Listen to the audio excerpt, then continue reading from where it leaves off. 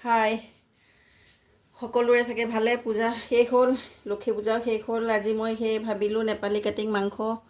পালোঁ তাকে লৈ আহিলোঁ আৰু দুপৰীয়া সাজত খাম বুলি বনালোঁ ভাল লাগে নেপালী কাটিং মাংস খাবলৈ কাৰণ তাত চামৰা থাকে চামৰা আমি খাবলৈ খুবেই ভাল পাওঁ সেয়ে মই বনালোঁ আৰু ভাবিলোঁ আপোনালোককতো শ্বেয়াৰ কৰি দিওঁ মই যেতিয়া দুপৰীয়া খাম তো আপোনালোকেও এনেকৈ বনাই খাব দেই আহকচোন আমি এতিয়া বনাবলৈ আৰম্ভ কৰোঁ এয়া চাওক আমি লৈছোঁ আমাক কি লাগিব আলু নহ'লেতো আৰু মাংস খাব নোৱাৰি গতিকে মই আলু ল'লোঁ তিনিটা দুফাল কৰি ল'লোঁ আলু লগতে পিঁয়াজ লৈছোঁ সৰু ডাঙৰ মিলাই তিনিটা এইফালে ল'লোঁ আদা নহৰু তেজপাত এখিলা শুকান জলকীয়া ষ্টাৰ এনিছ এডাল ডাঙৰ ইলাচি লং কেইটামান আৰু ডালচেনি এডাল আৰু আনফালে লৈছোঁ মই খাহী মাংস নেপালী কাটিং খাহী মাংস এয়া চাওক মই হালধি সানি পেলাই ধুনীয়াকৈ ফ্ৰিজত থৈ দিছিলোঁ এটা কণ্টেইনাৰত থোৱাৰ কাৰণে তাৰ শ্বেপ এটা হৈ গৈছে ধুনীয়া এতিয়া মাংসখিনি মই এক সাইডে কৰি থ'ম আৰু আদা নহৰু এইখিনি ধুনীয়াকৈ পিচি ল'ম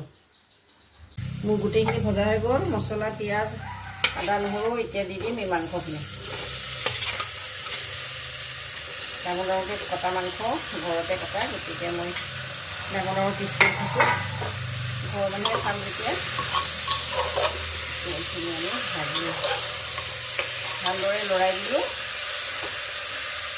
এতিয়া ঢাকনিখন এনেই ওপৰত চিটি নলগোৱাকৈ ঢাকনিখন দি পেলাই ভাজি ল'ম আমাৰ মাংসখিনি আধা ভজা হৈ গৈছে তেল ওলাইছে প্ৰথমতে আমি আৰু অকণ ভাজি ল'ম এইখিনি দি দিম এতিয়া আলু দি পেলাই আকৌ অকণ সময় ভাজি ল'ম চব তেল ওলাই গৈছে আমি আৰু অলপ সময় ভাজিম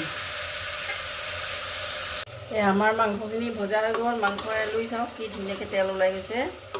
এতিয়া আমি ইয়াত আন্দাজমতে পানী দিম দি পেলাই দুটা চিটি লগাই ল'ম এতিয়া ইয়াতে কাশ্মীৰী মিঠি অকণ মিক্স কৰি দিম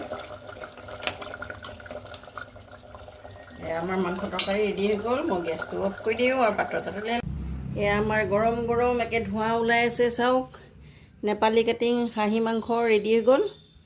মই বনাই ল'লোঁ বেছি এটা সময়ো নালাগে বাৰু এনেকৈ বনাবলৈ কুকাৰত আৰু খাবলৈ খুব টেষ্টি হয় কাৰণ নেপালী কাটিলে চৰ্বিবিলাক থাকি যায় লগতে চামৰাখিনি দিয়ে আৰু চামৰাখিনি খাবলৈ আমি খুবেই ভাল পাওঁ